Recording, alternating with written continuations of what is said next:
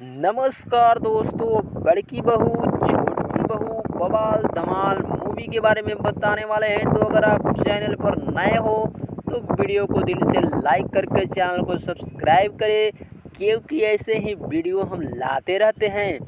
जो कि पोस्टर में देख सकते हो, बड़की बहू छोटकी बहू कितना बवाल धमाल पोस्टर है।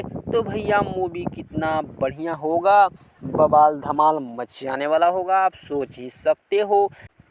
मूवी में दिखाया गया है, देख सकते हो, काजल राघवानी और रानी चटर्जी जी के इसमें कमाल धमाल लोक झोंक वाला एक्शन वाला रोल दिया गया है। जो कि देख सकते हो, बतासा जी पैर के नीचे गिरे हुए हैं। रानी चटर्जी ने धूल चटाया बतासा जी का, जो देख सकते हो बहुत डरावना सा नज़र आ रहे हैं। और इधर में सास जी भी है तो डरावना ही नज़र आ रहे हैं। तो समझ लीजिए ये लोक झोंक वाला मूवी होने वाला है, बड़की बहू और छोटकी बहू।